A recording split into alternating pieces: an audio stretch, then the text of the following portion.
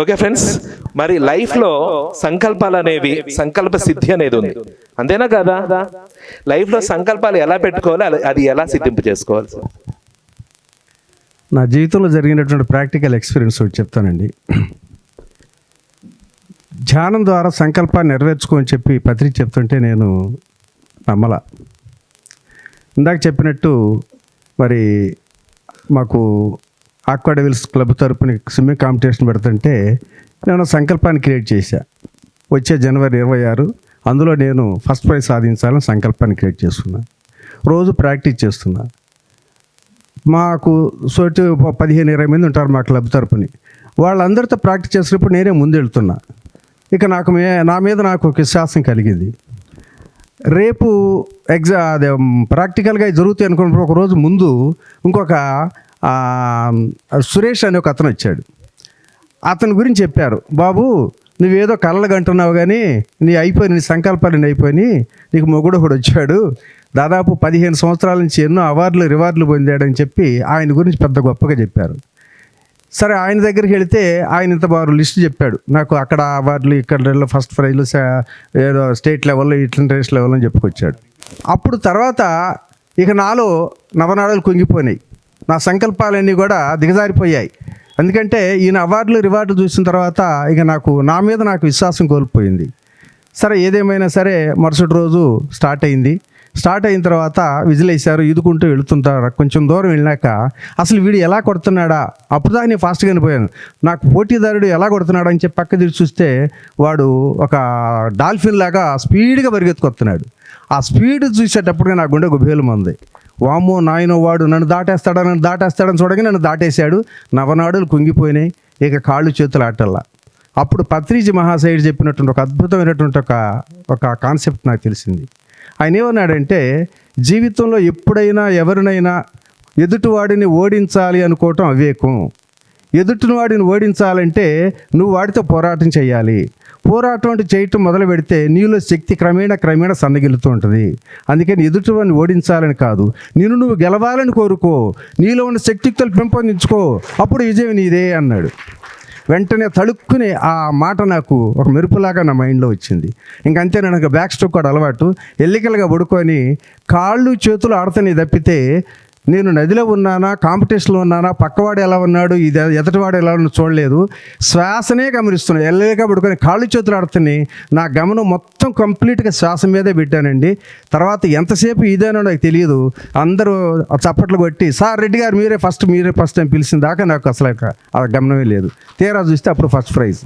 అప్పుడు పత్రి చెప్పినటువంటి ఆ మాట అంటే, ఎదుటివాడిని ఎప్పుడు ఓడించాలనుకోని మనకి గెలవాలి. మన సంకల్పాలు మనం క్రియేట్ చేసుకొని వాటి మీద ఎంతో ఒక ఆత్మవిశ్వాసాన్ని పెంపొందించుకుంటే ఖచ్చితంగా అది విజయం సాధిస్తామని చెప్పి ఆ ఎరుక అంటే కాన్సన్ట్రేషన్, ఏ పని చేసినా ఒకే దాని మీద గనక పదే ఒక ఎరుకతో కనుక చేస్తే మనకి అంత శక్తి పెరుగుతుంది అనే దానికి ఇంతకన్నా ప్రత్యక్ష ఉదాహరణ ఇంకోట్లేదు. Okay, thank you. Wonderful sir. ఓడించాలని కాదు, మనం గెలవాలని. టోటల్ ఎనర్జీ, టోటల్ ఫోకస్ దాని మీద ఉంటే ఆటోమేటిక్గా క్రియేట్ అవుతుంది. చంద్రశేఖర్ గారు, ఇందాక రామిరెడ్డి గారు చెప్పినట్టుగా అక్కడ సిచ్యువేషన్లో చూసుకుంటే రామిరెడ్డి గారు ఆల్రెడీ ముందు దాంట్లో వస్తున్నారు, కానీ ఏం చేశారు, నీకంటే ఎక్కువగా నిష్ణాతుడైన వాడు వచ్చి అంటే ఆయన మైండ్ మీద కొట్టాడు. మీకు అక్కడ అర్థం చేసుకోండి, ఆయన్ని భయపెట్టాడు ఇంకొక వ్యక్తి వచ్చి, థర్డ్ పార్టీ వచ్చి. కానీ ఈయన నిజం అనుకుని నమ్మారు, మళ్ళీ ఆ కాంపిటీషన్లో కూడా నిజం అనుకుని నమ్మాడు. కానీ ఏం జరిగింది, ఆ జ్ఞానం అనే ఎరుక వచ్చి ఈయన ఫస్ట్ వచ్చేదాకా తప్పట్లు కొడితే కానీ ఆయన ఫస్ట్ వచ్చాయన్న సందర్భం ఆయనకే. అంటే ఇక్కడ జ్ఞానం అనేది ఆ టయానికి పాదరసంలా పనిచేస్తుంది. అట్లాగే మీ జీవితంలో కూడా పెట్టుకోవాలా వద్దా అంటే, ఇక్కడ మన మైండ్ ఆడే గేమ్ ఏదైతే ఉందో, ఆ గేమ్లోకి వెళ్తున్నాం. అంతేగాని ఈజ్ ఏ సోల్ పవర్ ఏదైతే ఉందో, ఇందాక శివగారు చెప్పినట్టుగా ఈ సోల్ నుంచే వచ్చినాయి బుద్ధి, మనసు, శరీరం. కానీ మనము ఇక్కడ మళ్ళీ ఇంకొకటి ఉంటుంది, కోరిక ఉంటుంది, అవసరం ఉంటుంది. కోరికలు తీరవంట, అవసరాలు మాత్రం తీరుతాయంట. ఏంటి, కోరికలు తీరవు కానీ తీరచ్చు, అది కొంచెం లాట్ ఆఫ్ టైం పట్టచ్చు, ఇంకొకరికి తొందరగా తీరచ్చు. అట్లాగే మీకు అర్థం చేసుకోవాల్సింది ఇందాక సార్ చెప్పినట్టుగా ఏదైనా సరే మూలంలోకి వెళ్ళడం నేర్చుకోవాలి మనం. ఇవన్నీ జరుగుతాయి. అంటే ఈ సంకల్పాలు కానీ ఇంకోటి కానీ పిల్లవాడికి చాకెట్లు ఇచ్చినట్టుగా ఆ చాకెట్ ఇస్తేనే బడికి వెళ్తాడు ఆ పూటకి. అర్థమవుతుందా? వాళ్ళు సాయంత్రం ఆడపిల్లకి వాళ్ళ అమ్మని సాయంత్రం వచ్చేసరికి స్నాక్స్ మంచిగా ప్రిపేర్ చేసి పెడతారంటే ఆ స్నాక్స్ మీద మైండ్ ఉంటుంది. ఈ స్కూల్కి వెళ్ళాం కాబట్టి తక్షణగతం వెళ్తుంది. అట్లాగే మీరందరూ పత్రికారు మనం చెప్పింది ఏంటి అంటే మీరు సరిగ్గా అర్థం చేసుకోవాలి. మీరు ధ్యానం చేసి ఆ సంకల్పాన్ని దాటి వెళ్ళండి. ఆయన ఇంకా ఆనందపడతాడు తప్ప వెళ్ళి మీరు ఆ పిల్లవాడికి చాక్లెట్లు ఇచ్చినట్టుగా కనుక ఆ చాక్లెట్ తీసుకుని మనం ధ్యానం చేసినట్లయితే ఇంకొక చాక్లెట్ అడుగుతాము, ఇంకొక చాక్లెట్ అడుగుతాము. ఇక్కడ మనం అర్థం చేసుకోవాలంటే ఆ మూలంలోకి వెళ్ళినట్లయితే నా జీవితంలో కూడా ఒకటి జరిగింది. ఎగ్జాంపుల్, నాకు ఈ ధ్యానంలోకి వచ్చిన కొత్త సైకిల్ మాత్రమే ఉండేది. బైక్ కొనుక్కోవాలని చాలా కోరిక. అంటే ఇక్కడ ఒకటి డబ్బు సంపాదించాలి, ఆ బైక్ సంబంధించిన డబ్బు సంపాదించాలి. రెండోది దానికి సంబంధించిన డబ్బు వర్క్ చేయాలా వద్దా, దానికి సంకల్పం చేసాం ఆ రోజుల్లో. అది నెరవేరింది. కానీ తర్వాత ఏమైంది, నేను కారు కొనుక్కోవాలని అంత గట్టి బైక్ చేసినట్టుగా నేను సంకల్పం చేయలేదు. బైక్ చేసినట్టుగా ఇక్కడ అర్థం చేసుకోండి. ఆ బైక్ ఎంతైతే గట్టి ఆ థాట్ రిలీజ్ చేశానో అంతగా కారు కొనుక్కోవాలని నేను రిలీజ్ చేయలేదు. అది ఎంత సహజంగా వచ్చిందంటే అది వస్తుందనే ముందే నన్ను డ్రైవింగ్ నేర్చుకోమని నాకు ఇన్స్ట్యూషన్ చెప్పింది. నువ్వు వెళ్ళి డ్రైవింగ్ నేర్చుకో, 1 yearలో నీ దగ్గర కారు వస్తుందని. అదవుతుందా? ఎలా జరిగింది ఇక్కడ నాకు కారు అవసరం, ఇక్కడ కోరిక కాదు. అప్పుడు బైక్ కోరిక నాకు, అప్పుడున్న స్థితికి. అట్లాగే మన స్థితి ఏంటో తెలుసుకోవాలి ఇక్కడ. దాన్ని బట్టే నీ అవసరాలు తీరిపోవడం. మళ్ళీ ఇది ఎట్లా మిరాకిల్ అంటే అప్పుడు కారు కొనడానికి కూడా నా దగ్గర డబ్బులు లేవు. ఎవరైతే నన్ను నమ్మి డబ్బులు ఇవ్వనన్నారో ఆయనే గ్యారంటీ సంతకం చేశాడు ఆ కారు ఫైనాన్స్కి. అలా ఉంటే ఎందుకంటే నీ అవసరం కాబట్టి అందరూ కూడా నీకు హెల్ప్ చేసి ఆ కారు షోరూమ్ నుంచి 2017లో తీసుకొచ్చాం. అట్లాగే ఎన్నో కిలోమీటర్లు తిరిగాం. అట్లాగే నీ జీవితంలో కూడా అది అవసరమా కోరికగా ఉందా అని చూసుకుంటే నీకు పెట్టుకోవాలా వద్దా అనేది నీకే తెలిసిపోతుంది. Okay, thank you very much. ధ్యానం చక్కగా ఉంటే అన్నీ మారుతాయి.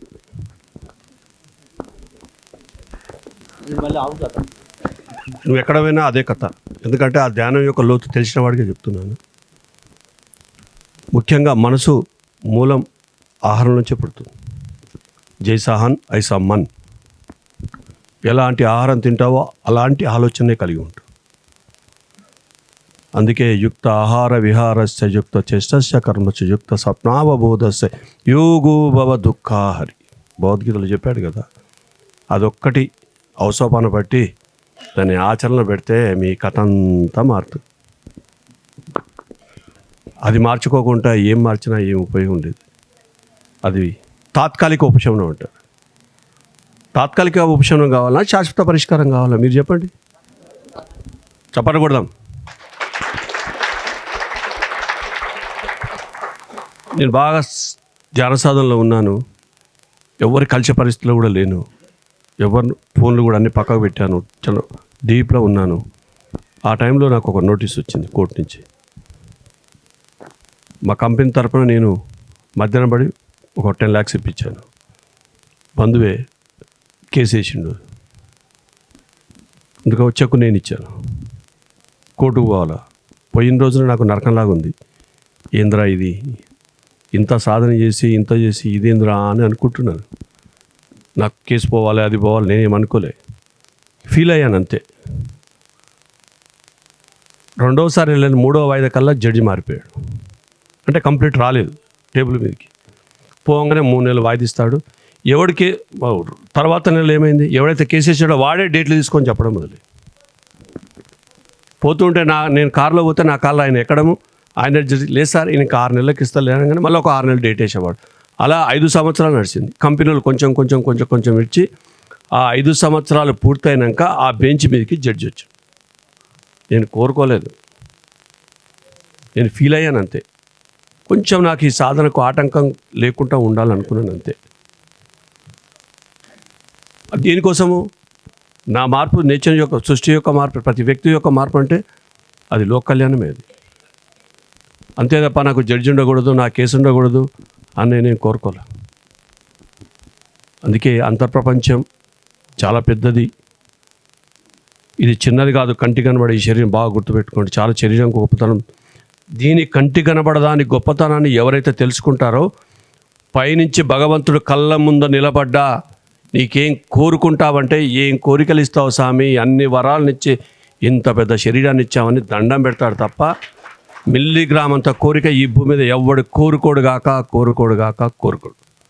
అంతకంట ఈ కంటి కనబడే శరీరంలో ఉంది. ముక్కోటి దేవతల యొక్క రూపాలని సంతరించుకునేది ఈ కంటి కనబడే ఈ శరీరమే, ఇంకొకటి కాదు.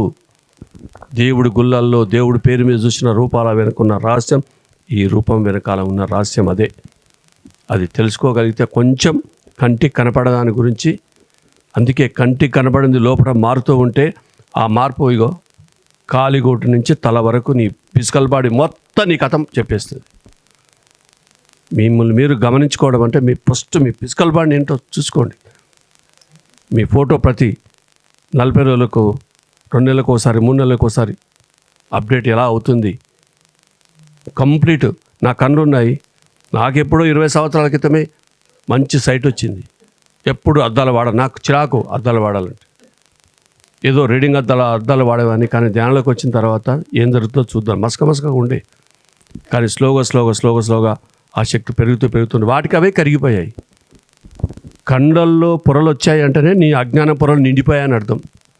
కళ్ళల్లో ప్రాబ్లం వచ్చిందంటే ఆన్లో కారం పెరిగినట్టే. ఎంతెంతలా కారం తరుగుతూ ఉంటే చూపు వస్తుంది, చక్కటి కళ్ళు ఆకర్షణ వస్తాయి, నీ శరీరము ఆకర్షణ వస్తుంది. అర్థమైందా?